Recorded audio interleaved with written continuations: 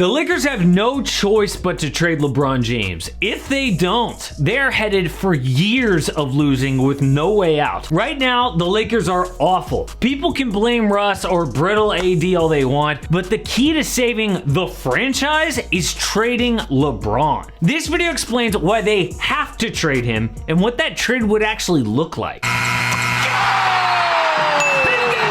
No team has won more titles, but the Lakers could become the New York Knicks. Huge market, bad for decades. But you have to understand their history because it proves they are headed for disaster if they don't trade LeBron. They moved to LA in 1958 and they didn't lose for a while. I mean, they went from Elgin Baylor, Jerry West, and Wilt Chamberlain immediately to Kareem Abdul-Jabbar. By 1980, they drafted Magic Johnson and Showtime was born. Magic retired for the first time in 1991 to cap 33 straight years of good basketball. But then from 92 to 96, LA had one All-Star appearance. So their first losing period only lasted 4 years. The next one lasted 3 seasons between Shaq and Pau Gasol, but then the darkest era in Lakers history. If LeBron didn't want to move to Hollywood to make Space Jam 2, I think the Lakers would still be one of the worst teams in basketball. All of those dark eras happened after they lost a superstar, and that's about to happen again. LeBron is under contract the rest of this season and next season, and they're not going to be able to turn everything around in 1 year. Russell Westbrook makes way too much money to trade, and they don't even have their own draft pick this year. After LeBron's contract is up, there's a big chance he just leaves. And yeah, I've heard LeBron say, "No, I want to be a Laker for a long time," but this is LeBron. He has been loyal to no one. And did you hear his comments over the All-Star break? Not only did LeBron say he will play with Bronny on whatever team drafts him, but he told The Athletic, "The door isn't closed on returning to Cleveland. I don't know what my future holds." So which is it, LeBron? Do you want to be a Laker forever, or do you not know what your future holds? If he isn't loyal and committed to the Lakers, why should they be loyal and committed to him? Guys, today's sponsor is Fission Energy Drinks, and I love that Fission decided to sponsor AM Hoops because I love energy drinks, and I've officially switched to Fission for several reasons. Number one, they're easy to use. You fill up their water bottle and you put on the top, and that's it. You can control the amount of caffeine that you get with this dial here, and they taste great. Right now, I am into Jackpot. If you can see that here, if the light isn't ruining it. In honor of St. Patrick's Day, you got the little leprechaun. Fission tastes great. It's affordable, unlike so many energy drinks. Each Fission costs $4, but it's 4 energy drinks in one. So that's only $1 an energy drink. Also, it's discreet. A lot of times, I don't like to walk around with those, like, you know, energy drinks that look like a comic book in a can. I think it kind of looks silly. I think it's awesome that this is just the water bottle and you can just carry it around like this. So click the link in the description for 10% off your first order of Fission. Thanks so much to Fission for being a sponsor. So the only way to prevent the next dark period is to trade their valuable assets. Russ makes too much money, no one wants him. AD is in his prime but injury prone. The only guy with big value is LeBron. I know people will push back and be like, "Oh, no way, he's 37 years old." Who cares? Forget about that number. How about 30 points per game? What about that number? How about the fact that he made 8 finals in a row and he'll make any good team a contender?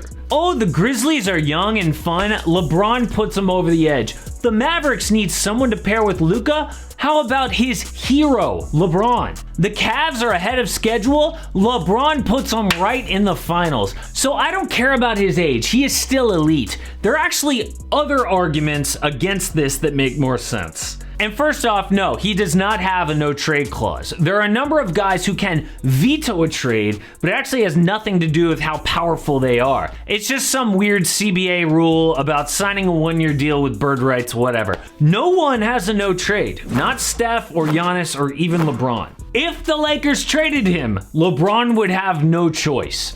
The actual argument against this is how other players in the league would react. Like, if the Lakers trade LeBron without his consent, other stars might be like, "Yeah, I'm not gonna go there. They could just trade me." It could ruin their reputation in the league, especially with his powerful agent, Rich Paul, and Klutch Sports.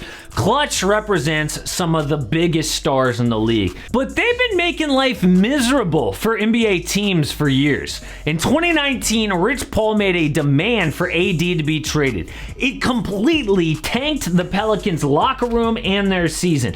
He also made it clear that AD would only go to the Lakers. That ruined the Pelicans' chance of getting better offers from other teams. It was against NBA rules, but AD was only fined $50,000.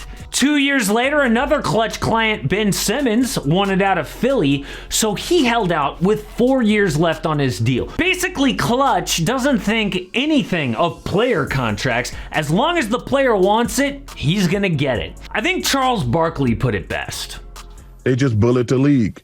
And at some point, a team of the league got to stand up and say, wait a minute, I paid your guy. You can't bully me to trade him and me taking some trash back. So this would be treating LeBron and Rich Paul like they had been treating teams. And it's not just the teams and ex-players who hate this. Some current players don't like Rich Paul either. Nerlens Noel sued Klutch for $80 million, saying he neglected him as a client. So actually, if the Lakers traded LeBron, there might not be as much outrage as you might think. The bigger question is, how much could they actually get back? I think the best possible scenario is the Pelicans get LeBron, Talen Horton-Tucker, their 2027 and 29 firsts, and the Lakers get Zion Williamson, Garrett Temple, Kira Lewis, and Trey Murphy.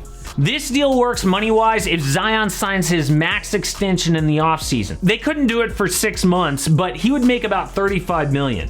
Obviously, the big question is, why would New Orleans do this? Well, there are serious red flags that Zion doesn't want to be there long-term. There might be better trade packages out there long-term, but New Orleans could win a chip with LeBron. Think about a core of CJ McCollum, Brandon Ingram, and LeBron James. Winning a title is the point of any trade anyway. There are rumors that New Orleans might lose their NBA franchise. If they win one chip, it would be worth it for the Pelicans. Now for LA, this deal is obviously not for the short term. Zion's a bad fit with Russell Westbrook. But long term, I love his fit with AD. Now, I ran a poll, and about 2/3 of you hated this idea, but I think it would actually work for both sides. Now, most deals to get LeBron to another team require a 3-team trade, like the Lakers getting John Wall, Nikola Vucevic, Kobe White, and Patrick Williams, the Rockets getting Russ, THT, and Troy Brown Jr., and the Bulls getting LeBron and Christian Wood. The Bulls do this if they disappoint in the playoffs and they realize, as good as we are with DeMar DeRozan and Zach LaVine, we need like a top 5 player to actually win a chip. I could argue the Heat are about to realize this. If they lose early in the playoffs and their best player is Jimmy Butler, and they're like, we already saw this in 2020 in the bubble, we need that championship 1A type player. Maybe we go get LeBron. For the Lakers, they win now in this trade with John Wall and Vucevic while building with Kobe White and Patrick Williams. I still like the Zion trade better because he has a higher ceiling, but nothing compares to LeBron for Taco Fall straight up. The only thing that would make the Lakers better is if they traded AD for Bol, but I'm not sure the Celtics would do that. So guys, you might have noticed this shirt that I'm wearing, okay? All right, everyone's favorite part-time employee. I made this before the news came out that Kyrie actually might come back full-time.